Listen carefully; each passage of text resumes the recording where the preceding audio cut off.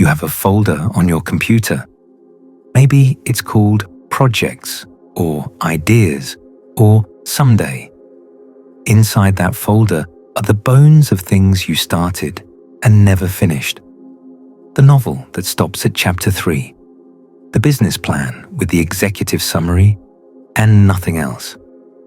The course you bought, watched 2 modules of, and never opened again. You have a closet, or a corner of a room, or a garage shelf. On it sits the guitar you were going to learn. The knitting needles and yarn from when you were definitely going to make scarves for everyone. The running shoes that saw 3 jogs before they became expensive dust collectors. The painting supplies from when you were going to discover your artistic side. The language learning app you subscribed to for a year and used for a week.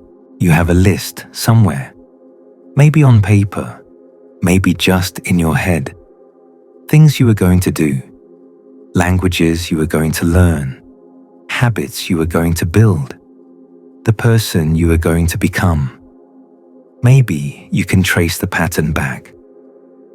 The New Year's resolution that lasted until mid-January.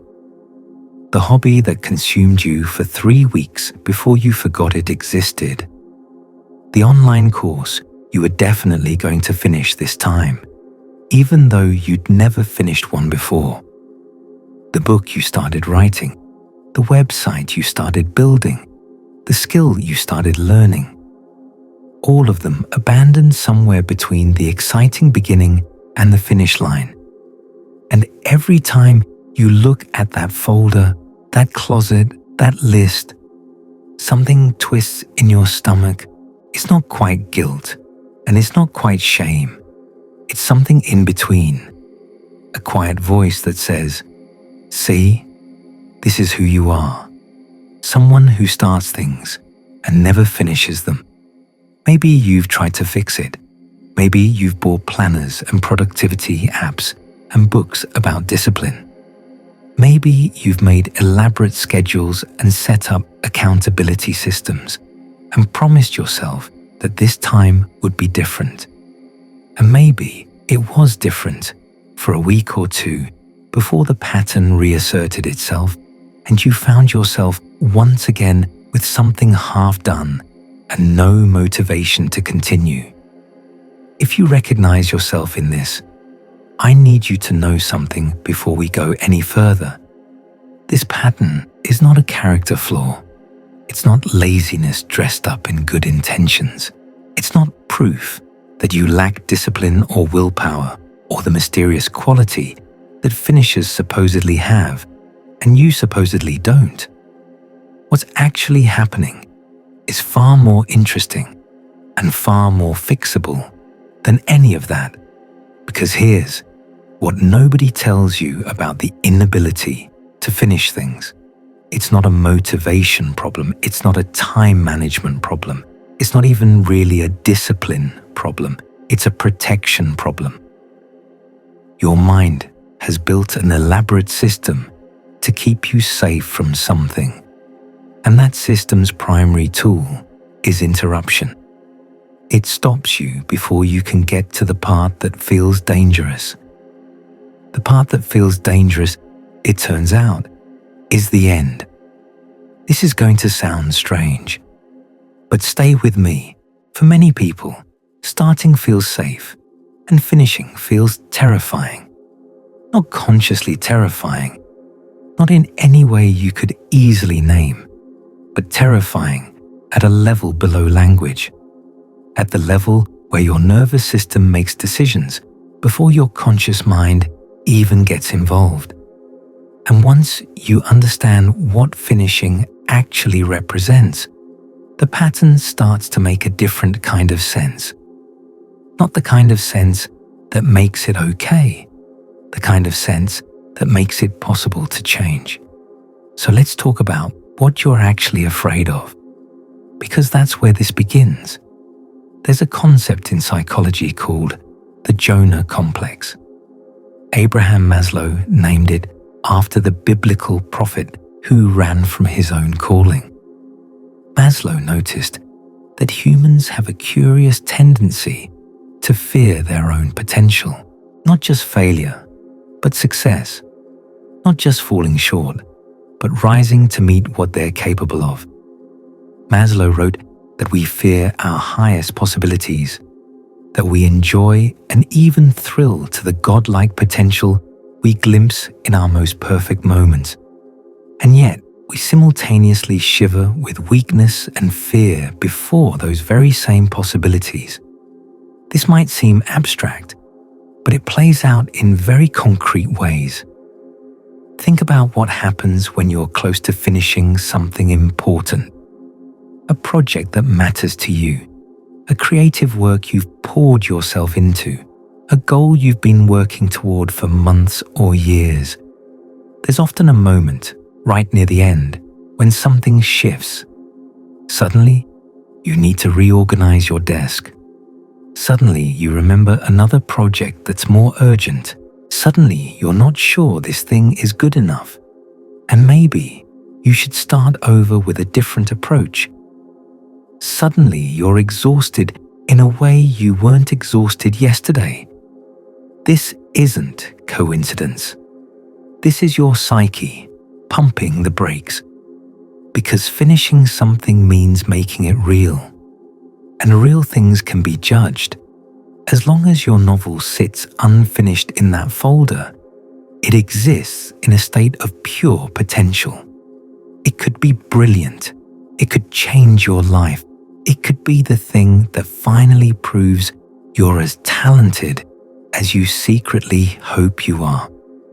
The unfinished novel contains all possible futures, including the ones where you succeed beyond your wildest dreams. The finished novel contains only one future, the one where it exists in the world. Imperfect, vulnerable, available to be read and evaluated and found wanting. Dr. Joseph Ferrari, who has studied chronic procrastinators for decades, puts it simply, if I never finish, you can never judge my skill. This is the first layer of fear. The fear of being truly seen.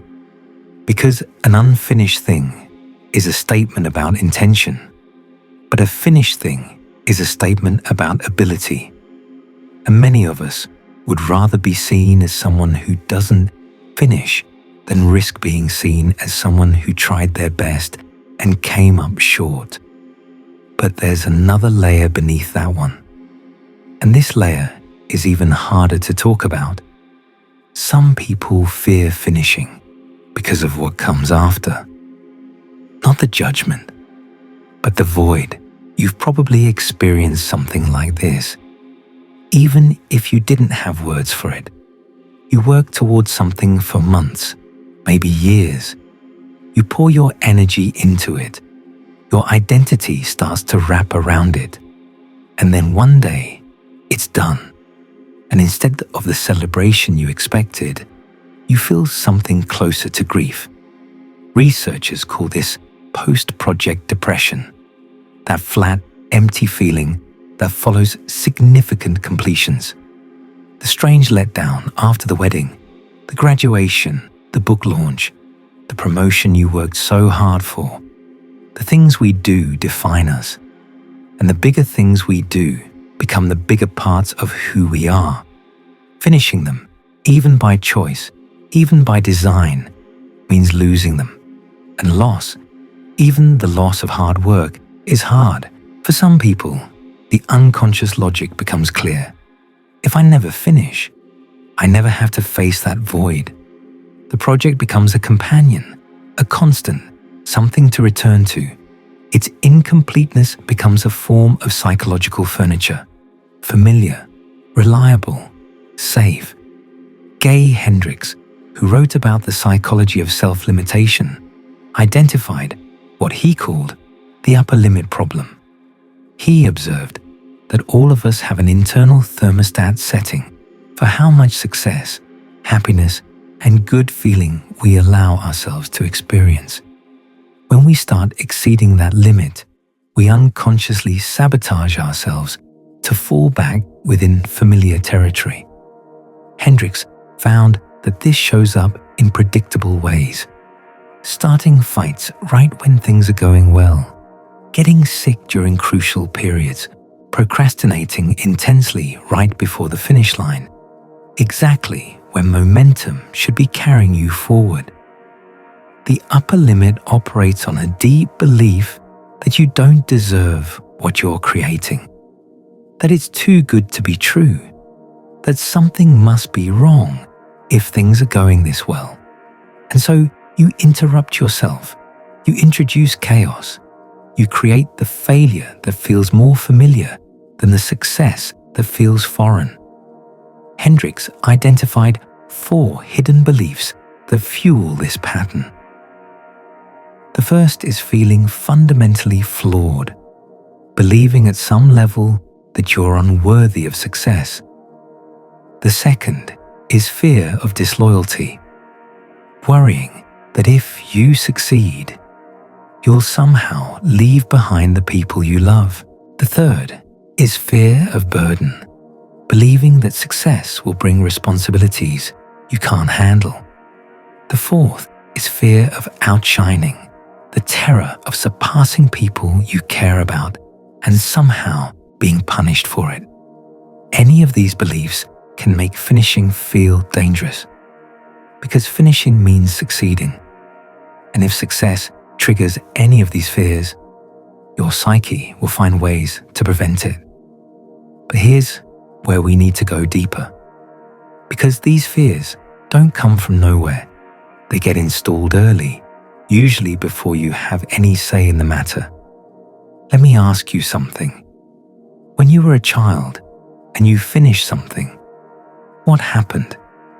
Was it celebrated? Was it acknowledged? Or was the response, "Good, now what's next"? Was failure met with comfort and encouragement to try again?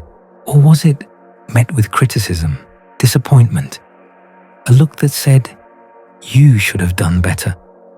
Were your efforts noticed for their own sake, or only noticed when they resulted in something impressive? Did your parents seem satisfied when you succeeded? Or did they immediately raise the bar so that success felt like moving goalpost rather than achievement? The answers to these questions shape everything about how you relate to completion as an adult. Research has found that children raised by highly critical parents show impaired brain activity in response to both rewards and losses.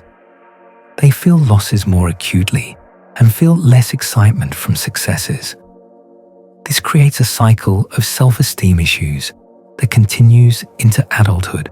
What this means practically is that some children learn their efforts are never good enough. They learn to set impossibly high standards as a way to please caregivers who always seem to expect more. They become harsh self-critics who internalize the voices that used to come from outside. For these children, finishing something was never a moment of celebration. It was a moment of evaluation, a test, an opportunity to be found lacking. And so finishing became associated not with satisfaction but with anxiety, not with pride but with fear. There's a specific pattern that develops in children who are constantly criticized. They develop what psychologists call contingent self-worth. Their sense of being okay depends entirely on external achievement and approval. Without the achievement, they feel worthless. But with the achievement comes exposure to judgment. So they're caught in a trap where they need to achieve to feel worthy. But achieving means being evaluated. And being evaluated means potentially being found inadequate. Abandoning things before completion becomes a way out of this trap. You can't be judged on something you never finished. You can't fail at something you didn't really try. The protection becomes automatic, something your psyche does without conscious choice. Is it any wonder that as adults, they struggle to complete things? The unfinished project is safe from judgment. It can't disappoint anyone, including the internal critic who learned their standards from parents who could never be satisfied. Attachment research adds another dimension to this picture.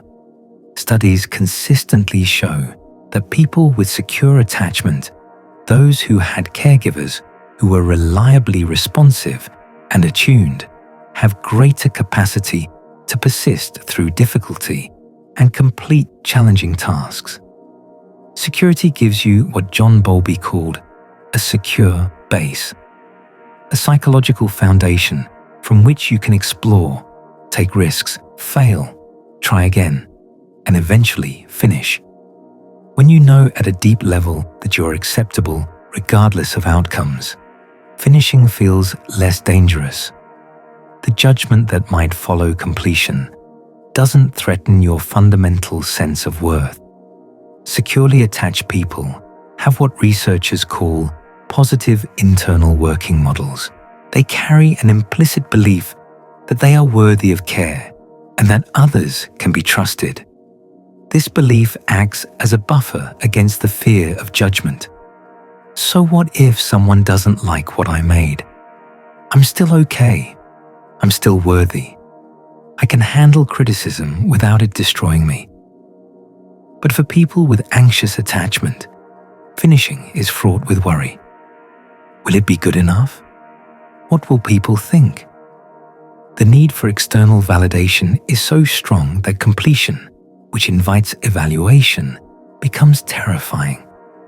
Anxiously attached, people often show what researchers call reluctance to disengage from unattainable goals. They may persist too long with the wrong projects, while avoiding the ones that actually matter, because the ones that matter carry higher stakes. For people with avoidant attachment, the problem looks different. Research shows avoidantly attached individuals tend to disengage prematurely from goals, especially when those goals require vulnerability or emotional investment. They're not afraid of judgment so much as afraid of the intimacy that comes from putting yourself fully into something. Avoidant attachment says, don't get too invested, don't care too much, keep an escape route open. For these people, finishing something meaningful would require a kind of commitment and vulnerability that feels unsafe. Better to stay partially engaged, ready to exit at any moment, than to go all in on something that might hurt if it doesn't work out. There's another childhood pattern worth mentioning. Some children grew up in chaotic or unpredictable environments where long-term projects simply weren't possible. Maybe the family moved frequently. Maybe there was instability, crisis, constantly changing circumstances. Maybe their efforts were interrupted so often that they learned finishing was futile. These children internalized a different lesson. Why invest in something long-term when it's just going to be disrupted? Why commit to finishing when you've learned that nothing in life can be relied upon? The non-completion becomes adaptive in an environment where completion was genuinely impossible. In both cases, the completion capacity is compromised, not because of laziness or lack of discipline, because of deep patterns formed in earliest relationships about whether it's safe to be seen, to try, to finish, to be evaluated. This brings us to something that might be the most important piece of the puzzle: perfectionism. Perfectionism sounds like a high standard, like something ambitious people have, like something that drives excellence. But research tells a different story. Thomas Curran, who has studied perfectionism across populations, calls it today's hidden epidemic.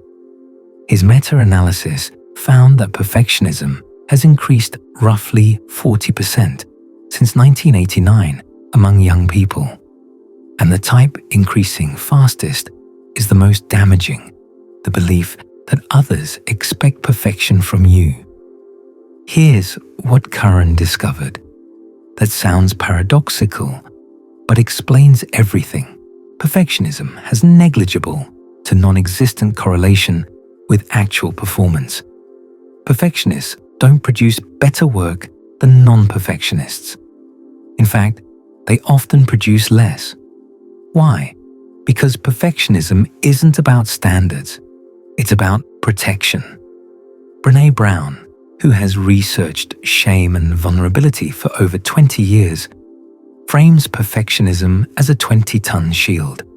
It looks like striving for excellence, but it's actually armor. A way of thinking that says, if I look perfect, live perfect, work perfect, I can avoid criticism and ridicule. Brown is clear on this point. Perfectionism is not self-improvement. Perfectionism is, at its core, about trying to earn approval. And when perfectionism is driving, shame is always riding shotgun. This is why perfectionists have such trouble finishing. The finished thing can never be perfect. And if it's not perfect, it invites the shame the perfectionism was designed to prevent. So the perfectionist keeps tweaking, keeps revising, keeps finding flaws, keeps starting over, or eventually just abandons the project entirely, because an abandoned project is safer than a completed, imperfect one. Curran explains the mechanism clearly. You can't fail at something you didn't try. And if I put all of myself into this first effort and still didn't make it, well, I'm not going to do that again, because the feelings of shame and embarrassment were so intense that I just don't want to feel those things again. Perfectionism creates a cruel trap. The standards are impossible, so failure is guaranteed. The failure triggers shame. The shame makes future attempts feel unbearable. And so the perfectionist either abandons ship or keeps the ship perpetually in harbor, never risking the voyage that might end in wreckage. There's another layer to perfectionism that makes it particularly insidious. Perfectionists often don't know they're perfectionists. They think they just have high standards. They think if they could just work a little harder, be a little better, the impossible goal would finally be reached. But that's the nature of the trap. The finish line keeps moving. Good enough doesn't exist, and the striving never ends, because it was never actually about achievement. It was about avoiding shame, and shame is where this really lives. Brown has spent over 2 decades researching shame, and her findings are essential for understanding non-completion. She draws a critical distinction. Shame is, I'm bad. Guilt is, I did something bad. Shame focuses on identity, on the core self. Guilt focuses on behavior. When the gap between your vision and your execution triggers shame rather than guilt, the response is often abandonment rather than adjustment. Because if you believe you are bad, fundamentally flawed, not just that you made a mistake, but that you are a mistake, then continuing seems pointless. Better to abandon and start fresh than to keep investing in something that's only going to prove what you secretly fear about yourself. Brown identifies 3 components that fuel shame: scarcity thinking, comparison, and disengagement. Never good enough, never perfect enough, never successful enough. Sound familiar? The scarcity mindset tells you that there's never enough. Not enough time, not enough talent, not enough you. It makes finishing feel impossible because nothing can ever be good enough to be done. There's always more you should add, improve, fix, Comparison compounds the problem. You look at what others have completed and measure your unfinished work against their finished products. Of course, you come up short. You're comparing your rough draft to their published book, your first attempt to their 100th. And disengagement becomes the only way to cope. If you can't win, don't play. If you can't be perfect, don't finish. If finishing means being seen, and being seen means being found inadequate, then staying invisible feels safer. Brown also identifies gender differences in shame triggers that affect completion patterns. For men, the biggest shame trigger is being perceived as weak. Admitting you can't finish something, asking for help, struggling publicly, all of these trigger shame. So men often abandon things quietly rather than admit they're struggling. For women, the primary shame trigger is imperfection, being perceived as less than perfectly competent, having flaws visible. This makes completion particularly fraught because the completed thing can be scrutinized for imperfection in ways the unfinished thing cannot. The antidote Brown identifies is empathy. Shame cannot survive being spoken. It needs secrecy to grow. When you share your struggle with finishing, when you speak the fear of judgment and the history behind it, the shame begins to loosen its grip. Let me also talk about the cultural forces that make this pattern worse. We live in a culture that has systematically trained us to crave novelty and avoid sustained effort. Social media deserves particular attention here. A systematic review of research found that excessive social media use is associated with impaired attention, reduced working memory, and diminished executive functioning, particularly among people who use it compulsively.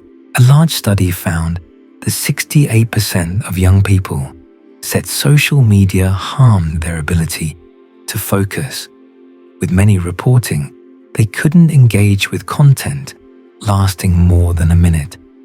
A neuroscientist explained the mechanism clearly. The brain is being trained to seek constant novelty and instant rewards through dopamine-driven feedback loops. Over time, this reduces our ability to focus or engage in deep thinking. It mirrors patterns seen in addiction. We are being systematically trained for constant novelty, making sustained focus on any single project feel neurologically unnatural. The notification ping, the infinite scroll, the constant stream of new content. These have reshaped how our brains process attention and reward. Then there's the passion mythology. Stanford researchers found that the advice to find your passion carries hidden implications. It suggests that once an interest resonates, pursuing it will be easy. When people encounter challenges, those with a fixed mindset about passion surrender their newfound interest because difficulty signals it was not their interest after all. In studies, students' excitement after watching an engaging video about black holes dissipated within minutes when given a challenging scientific article. Difficulty meant it wasn't meant for them. The researchers recommend saying, develop your passion rather than find your passion, emphasizing that genuine interest grows through investment, not just discovery. The myth tells us that the right project will feel easy. That passion means never having to push through. That if you have to struggle, you haven't found your calling. This sets people up to abandon everything at the first sign of difficulty, perpetually searching for the thing that will be effortless. The self-help industry compounds the problem. It creates dopamine cycles similar to social media and gambling. Every time you buy a new book, attend a seminar, or start a new habit, you get a temporary high of hope and motivation. But when it inevitably wears off, you seek another fix.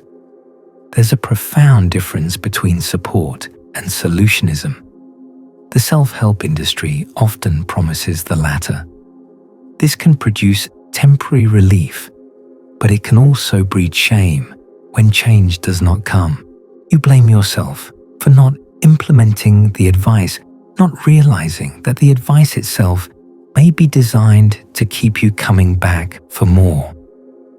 The biggest flaw in self-help is that it tries to solve an embodied problem with mental concepts. Real transformation does not happen at the level of the intellect. It happens in the nervous system, in the body, in the deep patterns laid down long before you could think abstractly about productivity. Now let's add the neuroscience, because your brain has some explaining to do.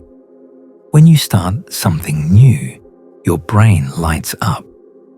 Novel stimuli directly excite dopamine neurons in regions including the nucleus accumbens and ventral tegmental area. A 2014 study found that blocking dopamine reuptake increased subjects' preference for novel options. The researchers concluded that dopamine enhances novelty-driven value and that excessive novelty-seeking might be caused by increases in dopamine. In plain terms, your brain pays you for starting new things. The anticipation of a new project, the planning, the imagining of possibilities, these are intrinsically rewarding at a neurological level. But here's where it gets problematic. Neuroscientist Kent Berridge has drawn a crucial distinction between wanting and liking. Wanting is anticipatory pleasure.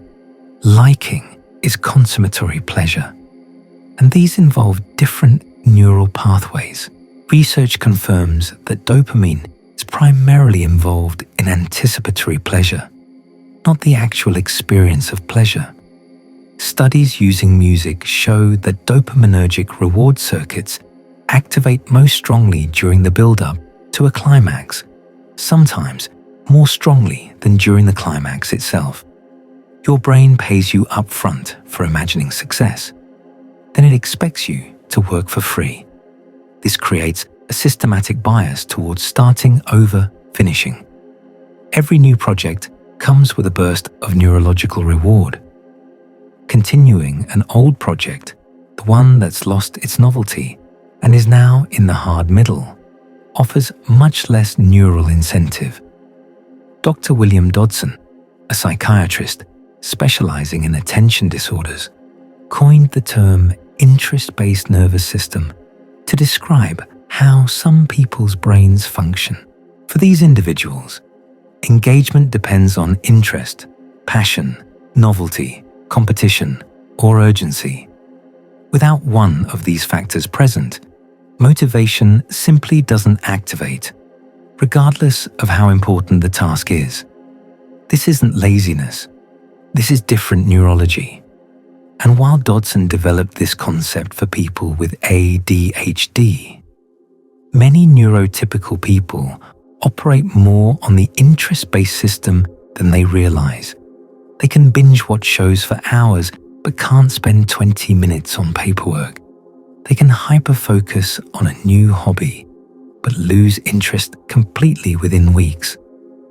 The implication for non-completion is clear.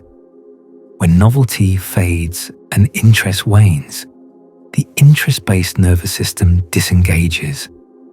Not because you lack willpower, because your brain has stopped providing the neurological fuel that made engagement possible. And this brings us to the middle, the terrible middle. If you've ever abandoned a project, think about when you abandoned it. Probably not in the exciting beginning. Probably not in sight of the finish line, when goal gradient effects kick in and motivation naturally increases as completion approaches. you probably abandoned it somewhere in the middle. That vast psychological desert between the dopamine rush of starting and the motivational pull of almost done. The middle is where projects go to die, and here's why.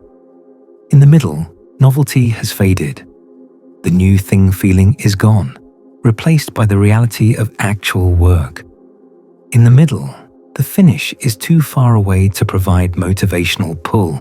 You're working towards something you can't yet see or feel. In the middle, progress feels invisible.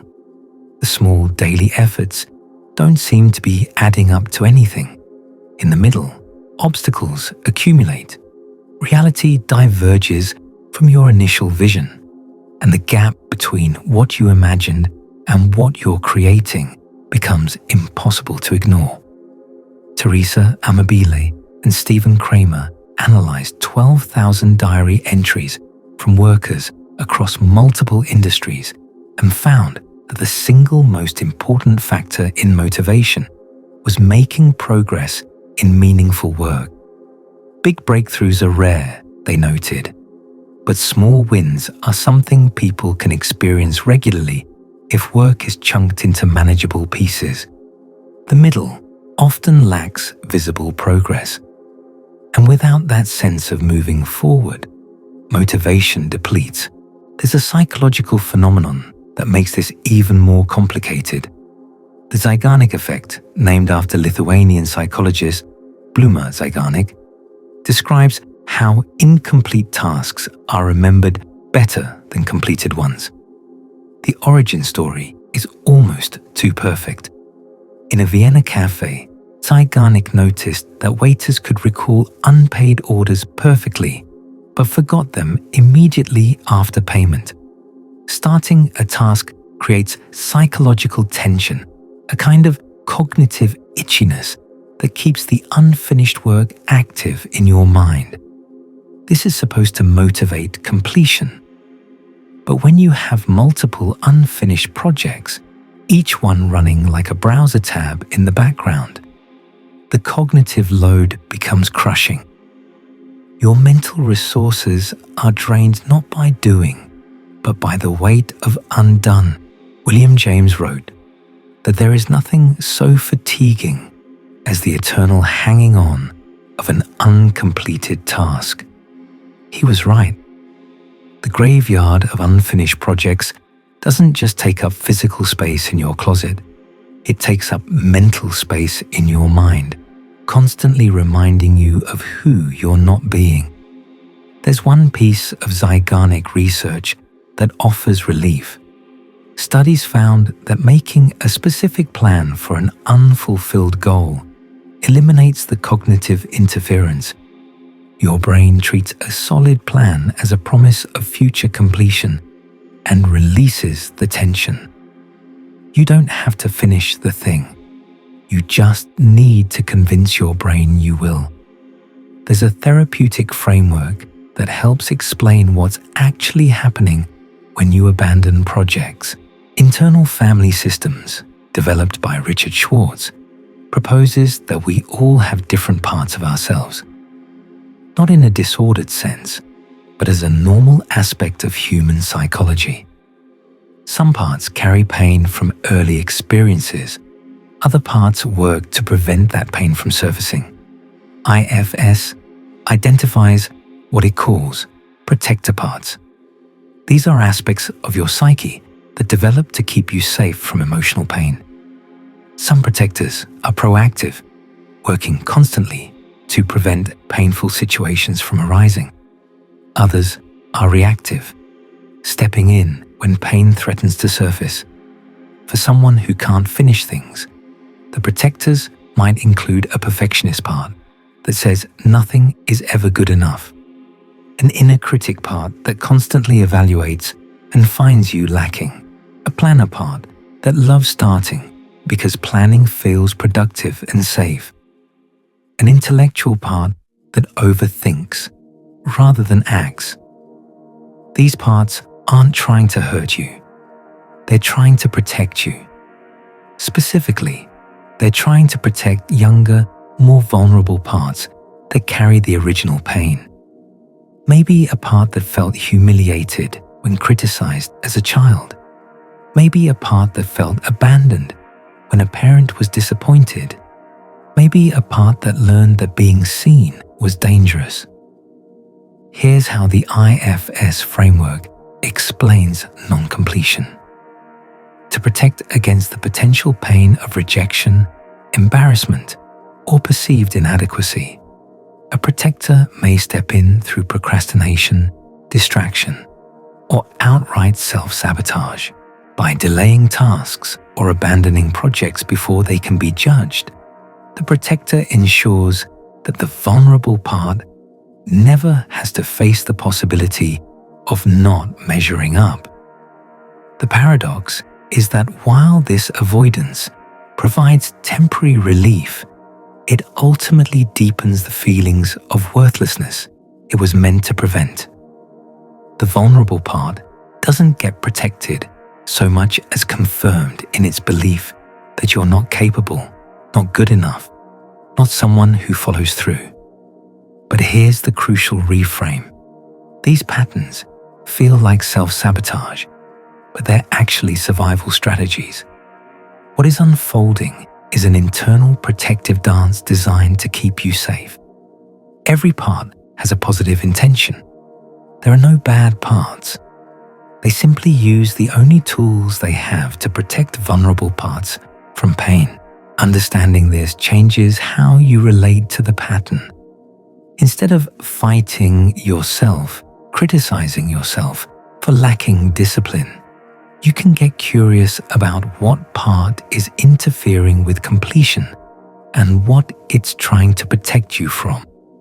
This compassionate inquiry opens possibilities that criticism never can. Let me talk now about something harder. How this pattern shows up not just in projects, but across your entire life. If you can't finish projects, chances are the pattern extends further. How do you do in relationships? Not just romantic relationships, but friendships too. Do you find yourself pulling away right when things get close? Ghosting people who are becoming real friends? Ending relationships before they reach a deeper level of intimacy? The psychology is the same. Starting relationships is exciting, full of novelty and possibility. But as relationships deepen, they require vulnerability. They invite judgment. They mean being truly seen. And for someone whose psyche has learned that being seen is dangerous, the deep middle of relationships feels threatening in the same way the deep middle of projects does. Career patterns often mirror project patterns. Do you find yourself job hopping, always looking for the next opportunity before you've fully developed in your current role? Do you switch career directions frequently, never building sustained expertise in any one area? The excitement of starting something new, the possibility of a fresh identity, can become a way of avoiding the harder work of developing mastery. Even self-improvement can become a non-completion pattern, jumping from one personal development approach to another, reading books about change without actually changing, starting therapy and quitting when it gets difficult. The self-help industry actually depends on this pattern, selling endless new beginnings to people who never complete what they've already started. The same fear operates in all these domains. Fear of what completion represents, fear of being truly seen and evaluated, fear of discovering who you actually are when the potential collapses into actuality. Let me talk now about something harder: identity. Here's an uncomfortable question. Have you ever avoided finishing something because as long as it's unfinished, you get to keep believing you could be brilliant at it? I'm not being rhetorical. This is a real pattern, and it's more common than most people want to admit. Someone described it this way: because I'm identified with this lazy genius archetype, I find it much more appealing to live in the future potentiality than to actually finish something. Because upon finishing something, you're saying, that is the best I can do. And if it isn't as good as you thought it would be, then the identity is destroyed. And that is as good as death to the ego. The unfinished project preserves potential. The finished project collapses potential into actuality. And actuality, whatever it is, can never match the infinite possibility that existed before. This is why some people are addicted to starting. Starting is safe. Starting is pure potential. Starting lets you be anyone, achieve anything, become whatever you dream. Finishing is the end of dreaming. Finishing is the moment where fantasy confronts reality. Research confirms this tendency. Our brains are wired to value potential over progress. We overestimate what our future selves will accomplish because we're attached to the fantasy of who we could be, rather than committed to who we actually are. There's a version of yourself in your imagination who finishes things, who completes the novel and it gets published, who launches the business and it succeeds, who masters the skill and becomes recognized for it. This imagined self is more appealing than any actual self could be, because the imagined self has no flaws, makes no mistakes, achieves without struggle. The problem is that this imagined self doesn't exist. And as long as you avoid finishing, you never have to confront that. You can keep believing that version of you is possible, just around the corner, waiting for the right moment to emerge. Finishing something forces you to let go of that fantasy. The finished novel is the novel you actually wrote, with all its imperfections. The launched business is the business you actually built, with all its limitations. The mastered skill is the level you actually achieved, not the level you imagined. This is why finishing can feel like loss. You're losing the possibility of perfection. You're trading infinite potential for finite actuality. James Marsh's identity status theory provides useful framework here. He identified identity achievement as a state where you've explored options and made commitments. But he also identified moratorium, a state of perpetual exploration without commitment. Completing a project is a form of identity commitment. It says, this is the version I chose. This is who I am.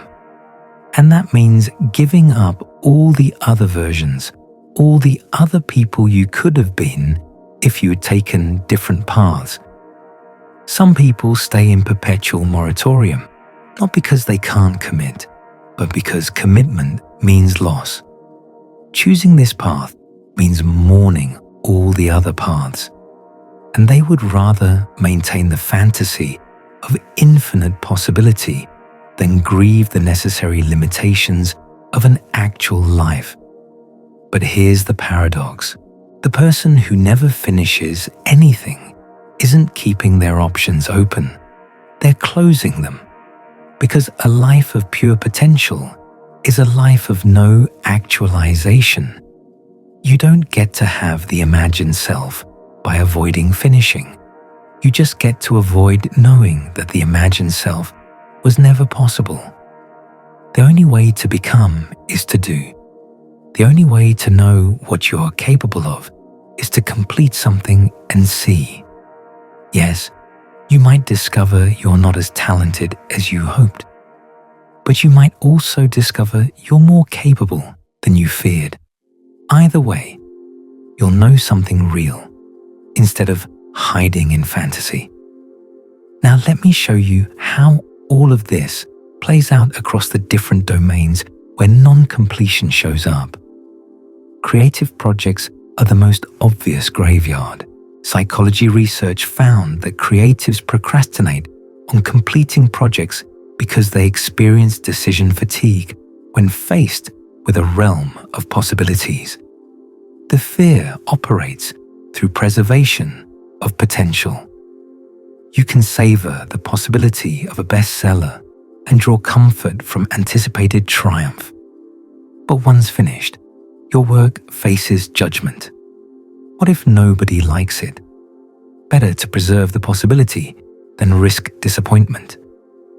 Studies show that ruminating about unfinished creative projects interferes with sleep, particularly on weekends.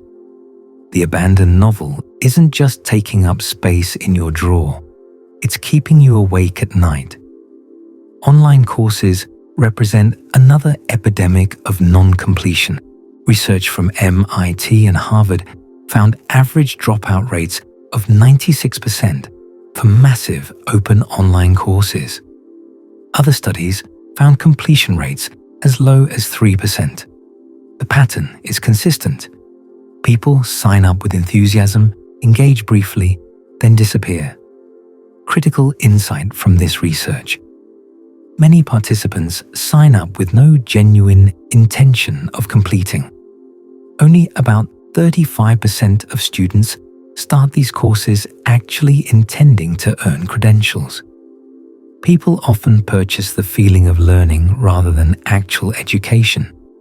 Buying the course triggers anticipatory pleasure without requiring the work. Hobbies follow the same arc. You do endless research online. You procure supplies and equipment. You experience brief hyperfocus. You rapidly disengage. You rationalize, telling yourself you'll get back to it when you have more time. The hobby graveyard is real. Tangled circuits from the electronics project that was going to revolutionize your home. Half-sewn fabric from when you were definitely going to master quilting. Enough yarn to knit a planetary ring system. New Year's resolutions follow a documented decay curve. 75% of people keep them after 1 week, 64% after 1 month, only 46% after 6 months. One study found the average resolution lasts just 3 3/4 months. Another found 88% fail within 2 weeks. The pattern repeats across domains because the underlying psychology is the same. The dopamine reward of starting, the fear embedded in finishing, the protective mechanisms that interrupt progress. Now, I need to talk about what makes finishers different, because some people do finish things, and understanding why can point toward what actually helps. The most important finding from research on completion is this: the habit of starting but never finishing is usually a sign of cognitive overload, fragmented attention, or poor task structure, not laziness. Willpower and discipline are insufficient for explaining the difference. Personality research finds that some people get internal satisfaction from crossing the finish line, while others get that energy hit up front when they first engage. People who finish have learned to anticipate the reward of completion, and that anticipation pulls them through the difficult middle. But there's something deeper than personality.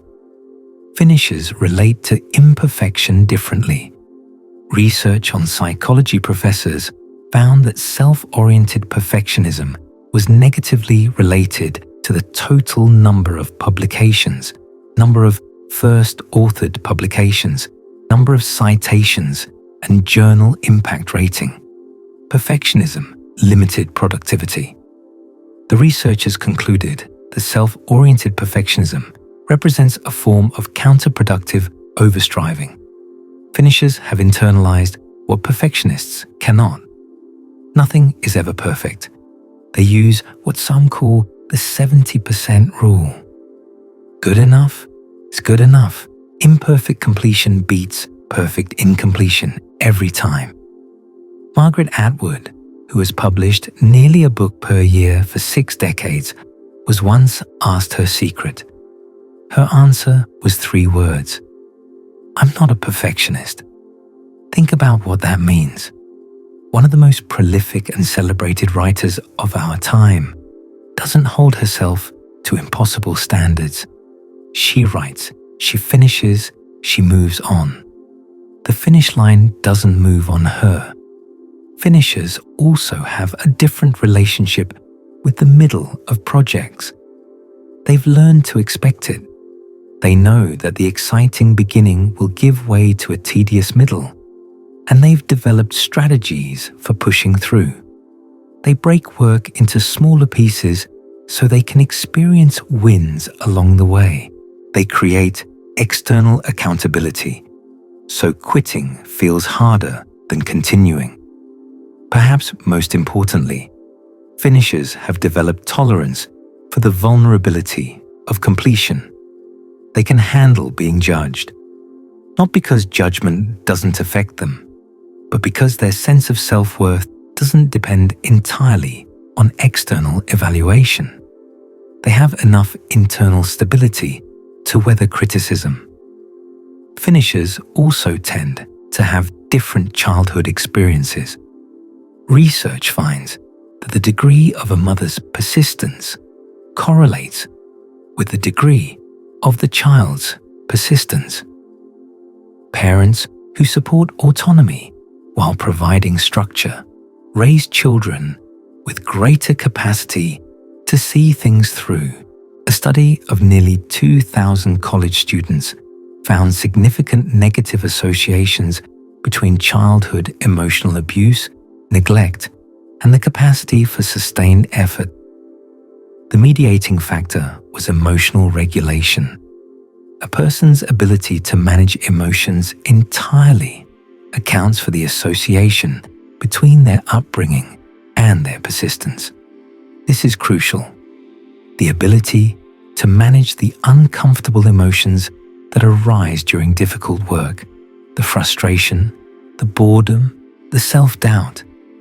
This is what separates finishers from non-finishers. And emotional regulation is developed in early relationships, not through willpower.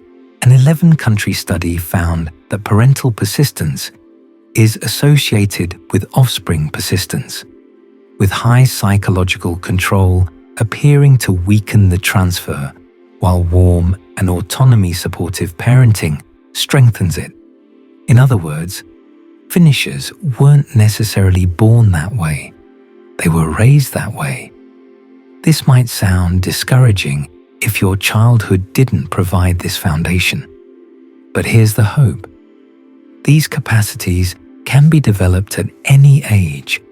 The brain remains plastic throughout life. The patterns installed in childhood can be rewired. It just takes different methods than the willpower approaches that keep failing. The identity dimension matters too. Finishers see themselves as finishers. This sounds circular, but it's actually profound. As humans, we move mountains to live up to the identity we hold for ourselves. If you see yourself as someone who starts but doesn't finish, you fulfill that prophecy. If you see yourself as a finisher, you find ways to finish. The shift from non-finisher to finisher isn't primarily about tactics or habits. It's about identity, and identity shifts through accumulated evidence. Every completion, no matter how small, adds evidence that you can finish things. Over time, this evidence updates your self-concept. Finishers also tend to have different childhood experiences. Research finds that the degree of a mother's persistence correlates with the degree of the child's persistence. Parents who support autonomy while providing structure raise children with greater capacity to see things through. A study of nearly 2,000 college students found significant negative associations between childhood emotional abuse, neglect, and the capacity for sustained effort. The mediating factor was emotional regulation. A person's ability to manage emotions entirely accounts for the association between their upbringing and their persistence. In other words, finishers didn't necessarily have more talent or more discipline. They had different early experiences that allowed them to tolerate the emotions that arise during difficult work. And this brings us to what actually helps. Because if willpower isn't the answer, what is? Research by Angela Duckworth, Catherine Milkman, and David Laibson concluded that the term willpower describes the capacity to directly suppress behaviors, but willpower and strategies that prescribe it tend to be unsuccessful. Study after study confirms this. People who achieve their goals aren't using white-knuckle self-control. They're using systems, habits, and structures that make the right behavior easier and the wrong behavior harder. Wendy Wood's research found that when willpower is low, habits take over, both good and bad ones. Because the impetus for habit performance is outsourced to contextual cues, habits don't depend on the finite self-control resources required for deliberate action. The implication is profound. Don't try to build more willpower. Build better systems. Make completion the path of least resistance. What does this look like practically? It means designing your environment so that continuing is easier than stopping. Keep your project materials visible and accessible. Remove the friction between deciding to work and actually working. Set up your space so that when you sit down, starting requires no effort. It also means adding friction to distraction. Put your phone in another room. Use website blockers during work time. Make it slightly harder to access the things that pull you away. Teresa Amabile's progress principle points toward what matters most. Small wins are the most powerful motivator. Her research found that 28% of small events had major impact on inner work life. People need to experience progress regularly, and that requires breaking work into completable chunks. This is not just productivity advice, it's psychology. Your brain needs evidence that you're moving forward. Without that evidence, motivation depletes. So structure your projects to deliver small completions along the way. Finish a section, complete a chapter, check off a milestone. These small finishes train your brain that completion is possible and rewarding. But there's a warning. The negative effect of setbacks was 2 to 3 times stronger than the positive effect of progress. Protecting small wins from being undone matters enormously. One step backward erases multiple steps forward psychologically. This means being careful about who you share work in progress with. A harsh critique at the wrong moment can devastate motivation. It means protecting your work from your own inner critic by setting aside creation time that's separate from editing or evaluation. And it means building recovery time after setbacks. External structure helps many people. Body doubling, working in the presence of another person, leverages several mechanisms. Social facilitation theory suggests people perform better when observed. Polyvagal theory suggests the presence of a calm other helps regulate your nervous system. Seeing someone else work provides modeling that helps you work. An ADHD coach described the body double as a physical anchor, a grounding presence that keeps the distracted individual planted in their seat. You don't have to talk to them. They don't have to pay attention to what you're doing. Just having another person present changes the equation. This works because your nervous system responds to the presence of others. If you grew up in chaos or isolation, working alone might activate old patterns of dysregulation. Having someone nearby, even virtually, provides social scaffolding that makes sustained focus easier. Accountability partnerships work similarly. When someone else expects you to show up, to report progress, to honor your commitment, quitting becomes socially costly. This isn't about shame or external pressure. It's about leveraging the fact that humans are social creatures, wired to honor commitments to others. But there's a limitation. Some people become so reliant on external structure that they can't complete work without it. The goal is to use external structure while building internal capacity. Body doubling and accountability should be scaffolding that eventually becomes unnecessary, not a permanent crutch. For perfectionism specifically, cognitive behavioral therapy approaches target the distorted thinking that blocks completion. All or nothing thinking, like if it's not perfect, it's worthless. Catastrophizing, like if I make one mistake, everything falls apart. Should statements like I should have done better. These thought patterns can be identified and challenged. When you catch yourself thinking it has to be perfect or it's not worth finishing, you can ask whether that's actually true. What evidence supports it? What would you tell a friend who said the same thing? Exposure therapy gradually introduces the experience of completion and its aftermath, demonstrating that the feared consequences rarely materialize. You finish something imperfect. Nothing terrible happens. Your brain updates its predictions.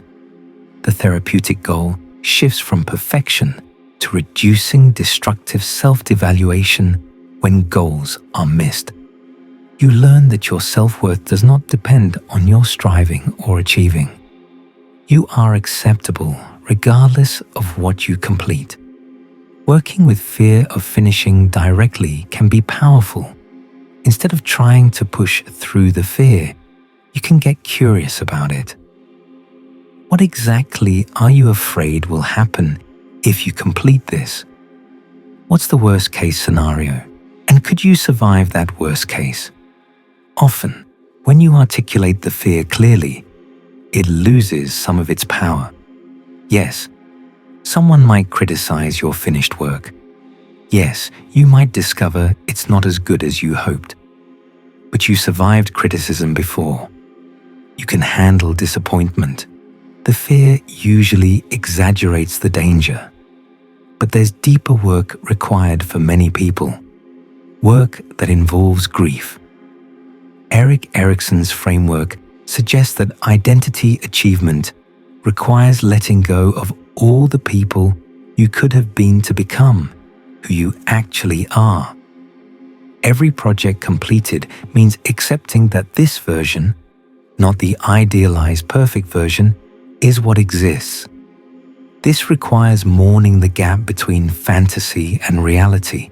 Psychologist Karen Horney wrote about the idealized self, the grandiose vision that perfectionism perpetually chases. Real healing involves accepting the actual self with its limitations. What therapy calls radical acceptance. This is not about giving up on growth. It's about giving up on the fantasy that you can be unlimited, that you can keep all options open forever. The potential can substitute for actuality indefinitely. The grief is real. You have to mourn the fantasy versions. The novel that was going to be a masterpiece. The business that was going to change the industry. The person you were going to become who would be admired and successful and beyond criticism. These fantasies served a purpose. They kept hope alive. They gave you somewhere to escape when reality felt disappointing. But they also kept you from engaging fully with what is. They created a standard that nothing real could ever meet. Letting them go hurts. It means accepting limitation, accepting that you have one life, finite time, real constraints, that you can't do everything or be everything, that the choices you make preclude other choices, that you will die with things left undone. And that's not failure. That's just being human. But on the other side of that grief is freedom.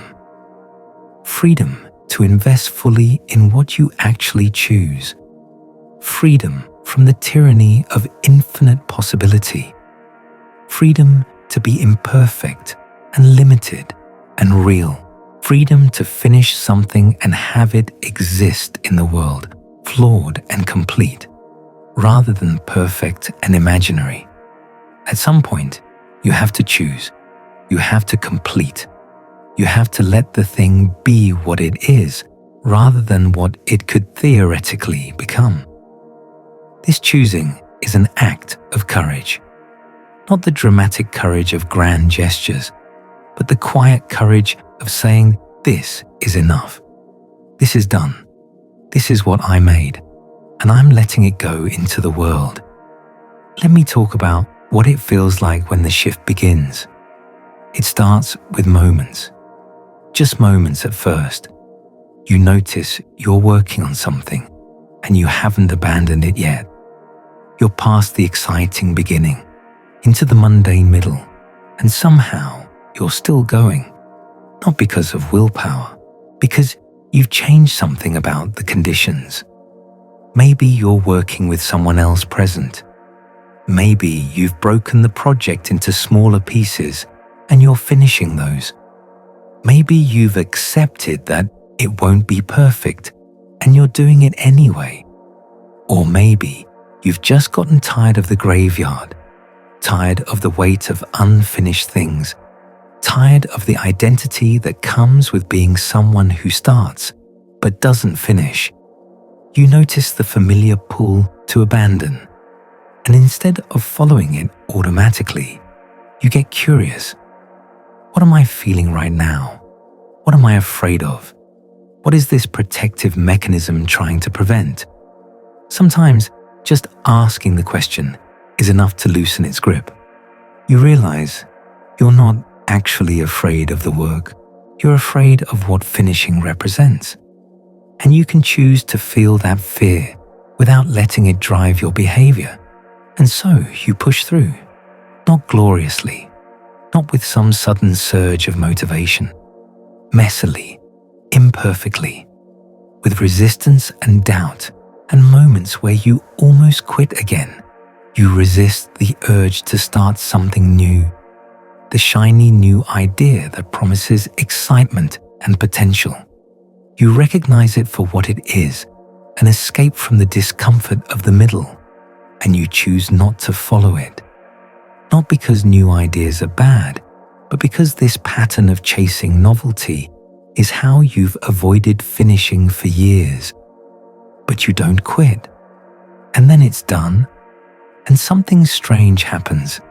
The thing you feared, the judgment, the vulnerability, the void, it's not as bad as you thought. The finished thing exists in the world now. Imperfect, but real. And you survived creating it. Maybe someone criticizes it. Maybe you look at it and see all the ways it could have been better. Maybe you feel the emptiness that comes after a big completion, the question of what now hovering at the edges. But you're still here. You're still okay. The catastrophe you unconsciously expected didn't materialize. You finished something, and the world didn't end. This builds something. Not confidence exactly. More like evidence. A counter to the story you've been telling yourself about who you are. You start to notice something else too. The finished thing, however flawed, is worth more than the unfinished thing ever was, because the unfinished thing could only ever be potential. The finished thing, imperfect as it is, can actually do something in the world. It can be read, used, shared, built upon. It has reality that potential never has. Someone might find value in it. It might solve a problem, bring joy, spark an idea in someone else. None of this could happen as long as it remained unfinished. Completion gives your work the chance to matter. The internal critic might still pipe up, but now you have something to point to. You have proof that you can complete things, and each completion makes the next one slightly more possible. There's research on this too. Neuroscientists have documented how the brain updates its predictions through experience. Every time you finish something imperfect and survive the judgment, your brain learns that completion isn't as dangerous as it thought. The neural pathways that fired fear begin to weaken. The pathways that fire completion and safety begin to strengthen. This is called prediction error. Your brain expected disaster. Disaster didn't come. Now it has to update its model of the world. One completion doesn't rewrite decades of conditioning, but repeated completions accumulate. Eventually, the brain learns a new lesson. Finishing is safe. Finishing can even feel good. The old patterns don't disappear overnight. The fear of finishing doesn't vanish just because you understand where it comes from. But the grip loosens. The protective mechanisms start to feel less necessary, and slowly, something shifts in how you see yourself. You're not someone who starts things and never finishes them. You're someone who used to struggle with finishing, who understands why, and who is learning to do it differently. That identity shift matters more than any productivity system. Because as humans, we move mountains to live up to the identity we have for ourselves. If you see yourself as a finisher, you find ways to finish. If you see yourself as a starter who abandons things, you'll keep fulfilling that prophecy. I want to return to where we started. The folder on your computer, the corner of the closet, the mental list of things you were going to do and didn't. These are not evidence of your failure. They're evidence of your fear, and fear is not weakness. Fear is information. It points towards something that felt dangerous, something that needed protection. Your fear of finishing was probably installed for good reasons. Maybe judgment wasn't safe in your childhood home. Maybe criticism was harsh and frequent. Maybe your efforts were never good enough. And so completing anything meant opening yourself to disappointment. Or maybe you learned that your worth was tied to your potential. An actualized potential, finite and flawed, was less valuable than the infinite promise of what you could theoretically become. Or maybe the void after completion was too much to face. The emptiness, the question of what now, the loss of the project that had become part of your identity. Or maybe your nervous system learned to seek novelty because that's where dopamine lives, and the tedious middle of projects never gave you the neurological reward you needed to push through. Or maybe you never saw anyone model completion. Your parents didn't finish things either. You grew up in chaos where long-term projects were impossible. You learned, without words, that finishing wasn't something people like you do. All of these fears make sense given certain histories. All of these protective mechanisms were trying to help you, but they've outlived their usefulness now.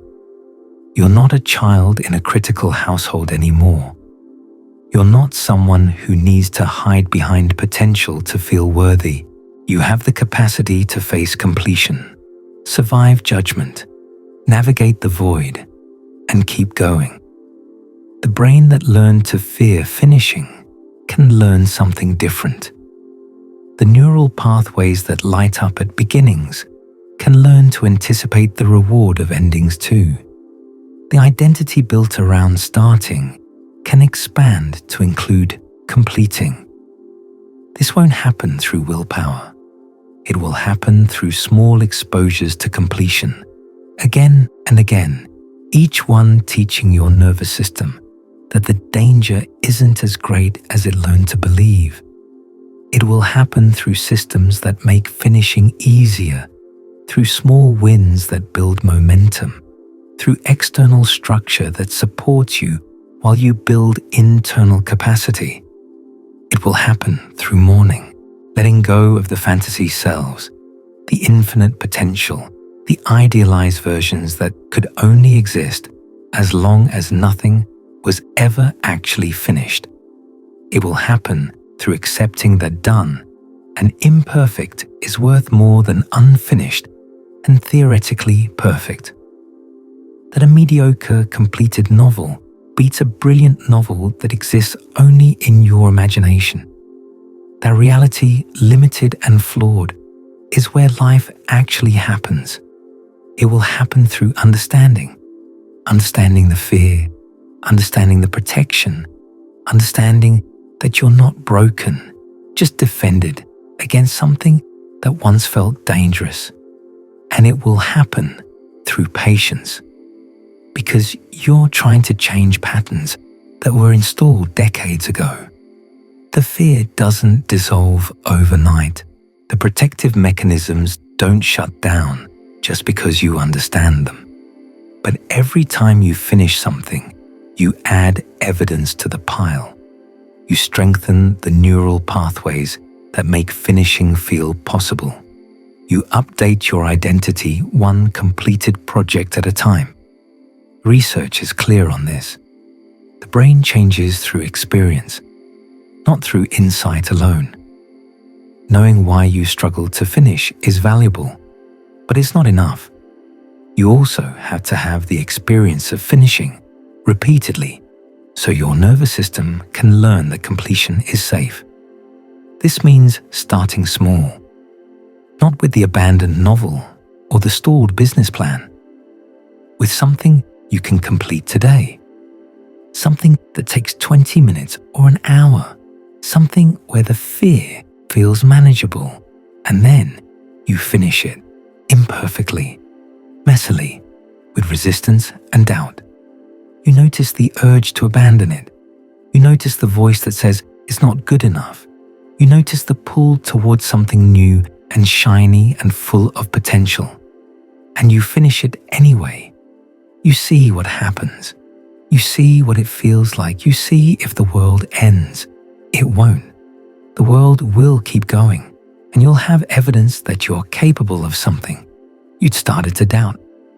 You do this again and again. Each time, the fear loses a little power. Each time, the identity of someone who finishes things becomes a little more real. You're not broken for struggling with this. You're human. You learned what you learned because it made sense at the time. And now you can learn something new. The graveyard doesn't have to keep growing. The pattern can change. The person who starts things can become the person who finishes them. Not because you finally found enough discipline, not because you finally fixed the flaw in your character, because you finally understood what was actually happening and you gave yourself permission to be done. Maybe you'll go back to some of those abandoned projects. Maybe you'll complete one of them. Maybe you'll realize that some of them no longer matter and you can release them without guilt. Maybe you'll start something new tomorrow, and this time you'll notice when you hit the middle. You'll recognize the fear. You'll name the protective mechanism, and you'll have tools you didn't have before. Done is not death. Done is not judgment. Done is not the end of who you could be. Done is just the beginning of what happens next. And what happens next is up to you. You can start something new with full awareness of what you now know about yourself. You can return to something abandoned, approaching it differently this time. You can rest in the satisfaction of completion, however briefly, before the next project calls. Whatever you choose, you'll be choosing as someone who has finished something, someone who has proven at least once that the fear can be faced, someone who is becoming, one completed project at a time, the person they always had the potential to be.